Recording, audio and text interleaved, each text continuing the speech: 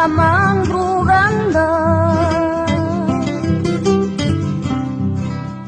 madrugada de aguaceros y de silencio infinito. Sienten su ser inocente la pobreza que aprisiona. Hay azares de la linda. Sienten su ser inocente la pobreza que aprisiona. Hay azares Viernes 17 del año 2004, en mes de septiembre, en la ciudad de Surco, en la revista Taquimarca, en su número 2, en la segunda edición, hacemos la entrevista al doctor Carlos Castillo Ríos, quien amablemente nos va a responder a algunas preguntas. A continuación viene. Doctor Carlos Castillo, buenas tardes.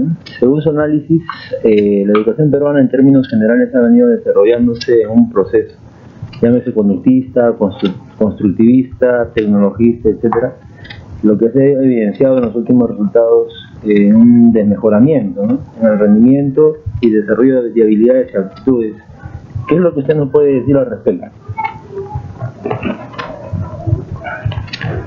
Yo creo en realidad que la educación en el transcurso de estos últimos años ha decrecido enormemente y que ha tomado cauces tan negativos que vamos a necesitar muchas décadas para poder solucionar los problemas que se han creado con tanto desacierto político, con tanto abandono a los niños, con tanta política malsana, indiferente a las necesidades del pueblo. No me imagino, por otra parte, que en el Perú de ahora se pueda tratar de solucionar los problemas no solo de la educación nacional, sino del país entero. Me explico. Si antes las escuelas se encargaban de formar a los niños bajo la acción vigilante de los profesores y de sus padres, lo hacían al calor de su hogar, frente a experiencias cotidianas muy simples y muy vinculadas al quehacer del hombre. Ahora vivimos otras épocas. Han aparecido en los últimos 50 años fuerzas negativas que inciden no en la formación, sino en la deformación de los niños, los adultos y en general la sociedad humana. La radio y la televisión han asumido un rol ya no formativo, sino deformante de los niños, jóvenes y de la sociedad en general. De tal manera que han hecho, me parece, inútil, absolutamente estéril, la acción de los centros educativos, tanto públicos como privados. Todo esto lo sabe la gente, o por lo menos lo intuye. Los que hemos estado vinculados a la educación en escuelas, colegios y universidades, nos hemos acercado más al problema. De modo que podemos afirmar ahora que hágase lo que se haga por parte del Ministerio de Educación, en la educación privada o en la educación pública, no hay solución educativa para la sociedad peruana. La invasión de la radio y la televisión son tan grandes, tan deformantes, tan absurdas, que han copado la atención del pueblo en general, y ellas son, la radio y la televisión, las culpables de esta falta de formación de niños, jóvenes y adultos. Esto se puede explicar claramente Si uno recuerda que hará 40 años, cuando aparecía incipiente y tímida la radio y la televisión, en Europa, especialmente en Francia, ya le tildaron de la nueva escuela. Dijeron, ha surgido pequeña, poderosa, sin embargo, una pequeña escuela que va a combatir con esta otra escuela que educa a niños, jóvenes y adultos en los centros educativos. Eso se decía hace 40 años.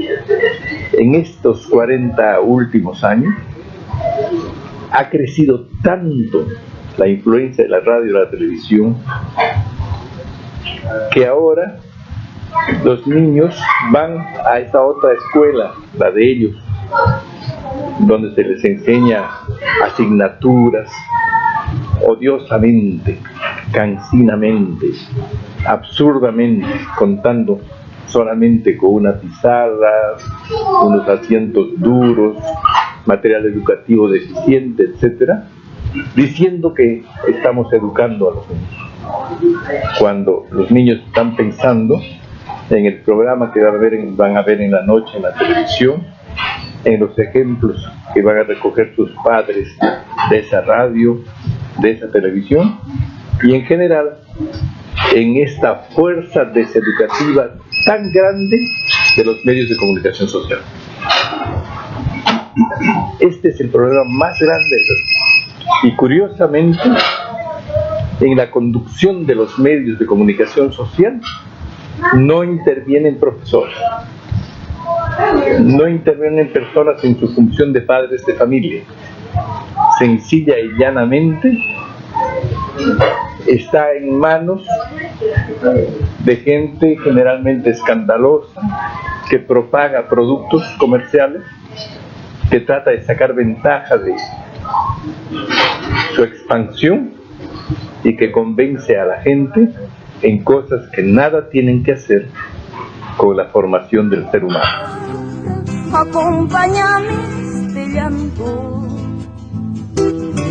por la pequeña Pils, por los niños sin infancia de claro de pie, que ayudaré a trocar el mundo, trocar el llanto en sonrisas, trocar en luz las tinieblas.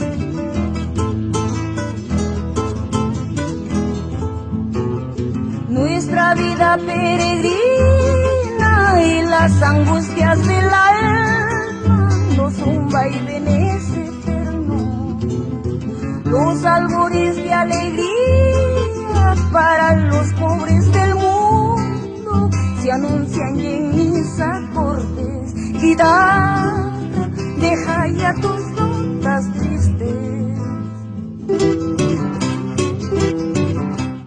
En cuanto a hacer un análisis histórico de la educación, ¿podría precisarnos los principales problemas que ella ha atravesado a través de la historia de la educación? Sí, la escuela nació muy humilde, con objetivos muy modestos, pero creo que llenos de cariño y respeto a la infancia, a la vida en hogar, a las buenas costumbres, etc. Entonces los niños eran producto de esa educación que se daba en estos centros, escuelas, colegios, institutos, universidades, etc. Y aprendían de buena fe mensajes que tenían cierta importancia, porque en el resto de la sociedad se trabajaba para dar solución a los problemas elementales del ser humano. Pero ese era en la escuela de antes. Ahora la gente está pendiente de los programas, de la radio, de la televisión, de los chistes inoportunos, a veces traumatizantes, de cómicos o supuestos cómicos que pretenden hacer reír mediante diálogos generalmente deseducantes, generalmente traumatizantes. Entonces, si ahora conversamos con un adolescente en la calle, etcétera, podemos decir que la cultura de esa persona se ha ido formando más con la acción de estos medios que con la acción de la escuela. Por otra parte, la escuela se ha quedado solidificada en patrones, en realidades altamente humillantes. Sueldos de hambre para los profesores, incomodidad en las escuelas, en algunos casos falta de techos, de servicios higiénicos, de medios audiovisuales, de libros educativos, etcétera, ¿no?, que impiden la formación del ser humano. La escuela, por otra parte, se ha ido pegando a una teoría educativa muy vaga y poco convincente. Realmente, los cursos que se dan en estos centros llamados educativos no sirven para nada. ¿Qué nos enseñan? Por ejemplo, en las clases de castellano, nuestros profesores nos decían, con cierta convicción, decían, por ejemplo, me acuerdo, el artículo, decían, refiriéndose a la gramática, el artículo es la categoría gramatical que nos indica el género y número de los sustantivos. Eso no es cierto. Si nosotros decimos vacas sin artículo, ya sabemos que se trata del género femenino, ¿no?, y del plural. O sea que el artículo y su definición son absolutamente absurdas. A los niños que están en La Punta, por ejemplo, que es un balneario cercano a Lima, les enseñan a cultivar las plantas, les hablan de botánica, etcétera, a gente que vive entre el mar y las piedras y en su casa. A los niños del campo se les habla de cosas de la ciudad que no tienen nada que hacer con su realidad cotidiana. Es decir, la escuela sigue siguiendo los parámetros de esa pedagogía absurda que se ha gestado siglos antes, sin dar cuenta, sin reparar en la dinámica cotidiana de la sociedad.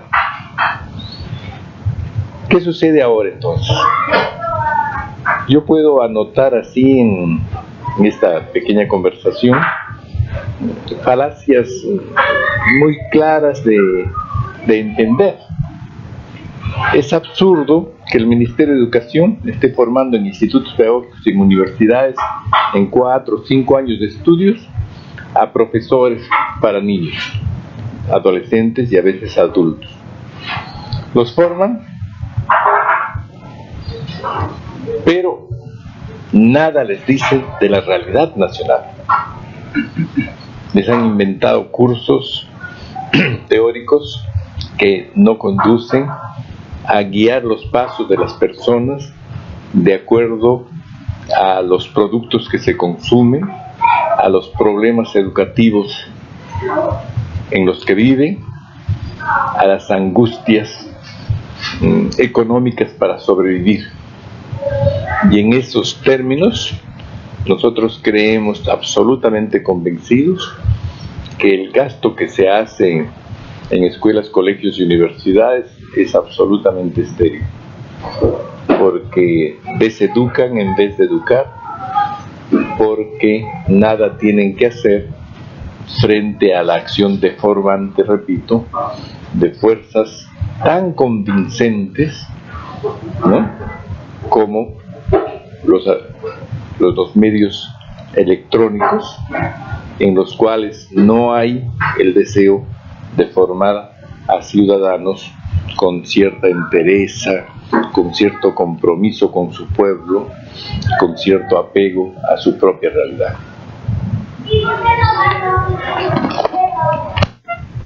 Doctor, frente a ese panorama que nos ha explicado, ¿cuáles serían los lineamientos de una educación alternativa? Y también, ¿no?, ¿cuál sería el rol del maestro? Un maestro comprometido. ¿Nos podría desarrollar esa idea? ¿Qué hacer ante esta situación?, dice usted. Primero, reformar el Estado. El Estado tiene pavor, los políticos tienen miedo de opinar sobre los medios de comunicación social. Les han dado libertades absurdas que nosotros no queremos erradicar aquellas libertades, sino sencillamente convencerles que no puede haber libertad sin formación ética, sin responsabilidad social, sin apego a las ciencias y destrezas que nos enseñan a entender la vida cotidiana de todos los seres humanos. Entonces, no se ha humanizado los programas de radio, los programas de la televisión, etcétera, y ahora con la invasión que hay de cassettes, de otros medios, ¿no? El cine, los programas que se dan diariamente para niños, jóvenes y adultos en la televisión, son ellos los causantes de esta despedagogización del ser humano, cuyas consecuencias ya estamos viendo muy seriamente.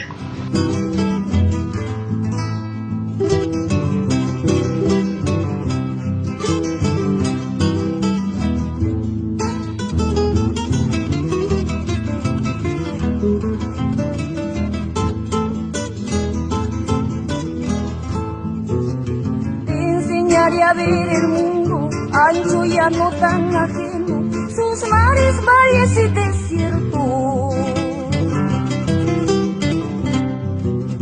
pájaros de mil colores, trinos que envuelven la vida y versos que le van a lo... Doctor, pasando a otro tema, conocemos, ¿no?, su libro La educación en China, y despertó mucha expectativa en realidad, ¿no?, y también nos ha interesado bastante esa experiencia. Y quisiéramos saber cuáles fueron los aportes en el campo educativo, ¿no?, que los chinos experimentaron durante ese periodo de 1949 de construcción socialista, ¿no? Quisiera que nos explique esa parte. Cuando fui a China, hace muchos años, este país salía de la revolución cultural y entonces realizaron acciones que acá no se podrían llevar a efecto de ninguna manera. Por ejemplo, a todos los directores de colegios y profesores que habían estudiado pedagogía bajo cánones así tradicionales, los mandaron al campo, los alejaron de las escuelas y de los niños. Y como castigo por ser malos profesores teóricos de una educación que no servía para nada, les pusieron a regar las plantas, a cosechar los frutos y a ser de campesinos. En cambio, llenaron las escuelas de líderes de la comunidad. Todo aquel que se destacaba porque trabajaba por su pueblo, porque respetaba a los demás, porque hacía algo en función social, los llevaron a las escuelas a que sin pedagogía, sin didáctica ni nada, cohabiten con los niños y les enseñen lo que ellos sabían hacer: trabajar por el pueblo, luchar por su mantenimiento, por su mejora en el cumplimiento y satisfacción de sus necesidades. Es decir, que los buenos ciudadanos eran los que tenían que enseñar, sin haber pasado jamás por una clase de metodología, de pedagogía, de didáctica, etc. Esto nos puede parecer raro, pero nosotros que hemos estudiado educación sabemos que en metodología, en didáctica, etc., nunca nos han enseñado cosas prácticas para enseñarles al niño a solucionar los problemas en que se van a encontrar en su vida cotidiana. Nosotros en universidades, ¿qué hemos hecho? Llenarles de ideas en la cabeza. Y muchas de estas ideas nada tenían que hacer con la realidad de un pueblo. Nunca dijimos, por ejemplo, a nuestros niños la variedad étnica, acerca de la variedad étnica del Perú, acerca de sus diferentes culturas, acerca de su historia social, tan rica en fracasos como en triunfos, en éxitos como en victorias, en necesidades como en angustias. Siempre ha sido una escuela alejada de la realidad. Se aprendía botánica, zoología, se aprendía aritmética, etc. Muchas de estas cosas seguramente sí son útiles para la vida. Es útil que nos enseñen a leer y a escribir, a hacer cálculo, pero también es útil que nos tomen de la mano y nos digan: este es nuestro país, esta es nuestra región, este es nuestro pueblo, y este pueblo, esta región y este país tienen problemas sustantivos, ¿no?, que son los que deben guiar nuestra educación integral.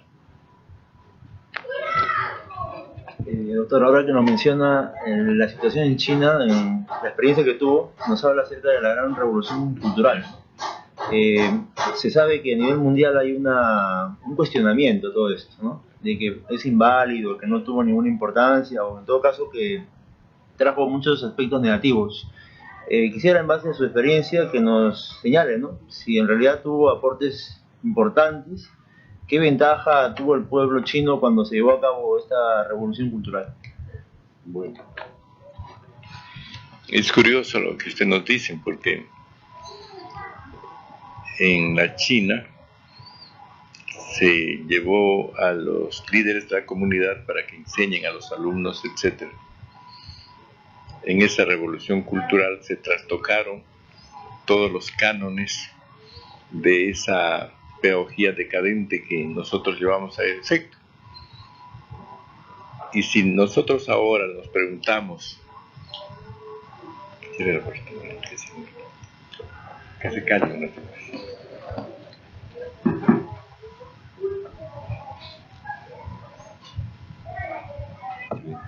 Y que se calle. Si nosotros nos preguntamos cuáles son los resultados, vamos a tener una respuesta que nos va a obligar a pensar mucho. ¿Qué país dentro de 40 o 50 años va a liderar el mundo? Pregúntenle eso a los norteamericanos, a los europeos, etcétera, que ahora están vacilando, están temblando frente a la producción que emana justamente de un país que todos sabemos que dentro de 15 o 20 años va a ser el primer país del mundo y va a ser la China. ¿Qué hacemos ahora nosotros acá queriendo que nos ayuden ellos con su plata, con sus aportes, etcétera? Vamos a una tienda a comprar cosas y estas cosas son hechas en el Asia, en los países, esos países que justamente tuvieron su revolución cultural, etcétera. Y nosotros cada día más pobres y ellos cada día más poderosos, ¿no? Y dentro de poco los más ricos del mundo.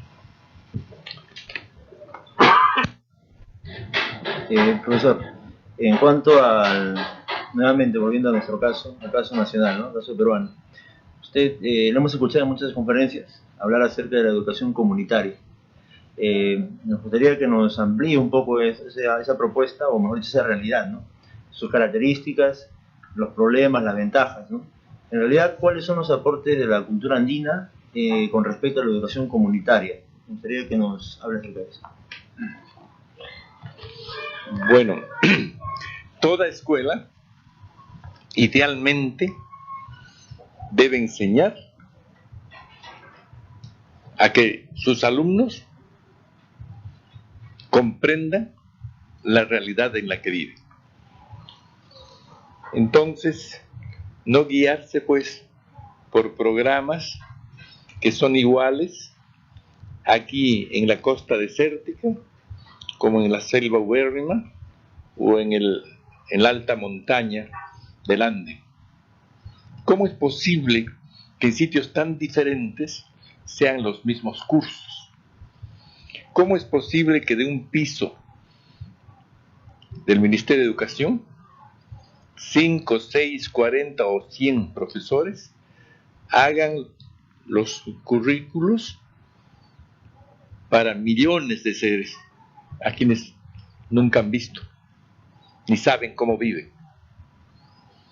¿Cómo es posible que se piense que hay un peruano uniforme? Que todos los chicos de 7 años piensan igual. Igual el hijo del millonario como el hijo del mendigo. Igual el que come lo que le satisface y le gusta y el que no come.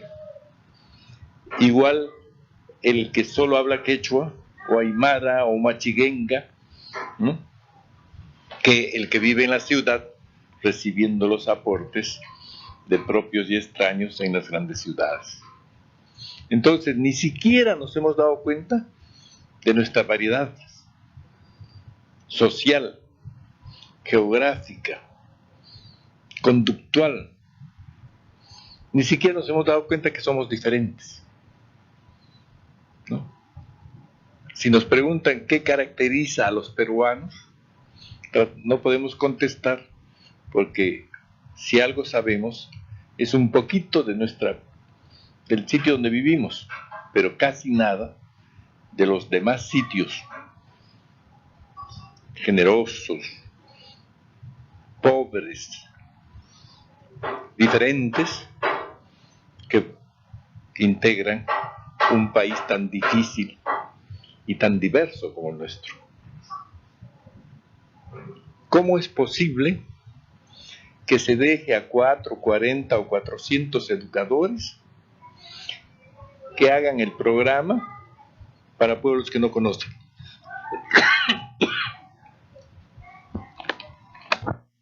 Doctor, en cuanto a la sociedad, ¿no? Actualmente nos hablan algunos sociólogos de que existe un trauma, ¿no? Historiadores también nos hablan de un trauma de nuestra identidad y nos hablan de un complejo de inferioridad que cargamos sobre nuestras espaldas, un complejo de inferioridad y servilismo desde la llegada de los españoles. ¿Eso cómo se manifiesta en las actitudes de las personas actualmente? Si los hombres que producen los productos que consumimos, los agricultores del Perú, nos permiten sobrevivir a base de lo que producen, viven en la miseria tan grande, etc., nos está indicando claramente que no es en la producción de la tierra, no es en la realidad telúrica de nuestros pueblos donde bebemos las mayores enseñanzas.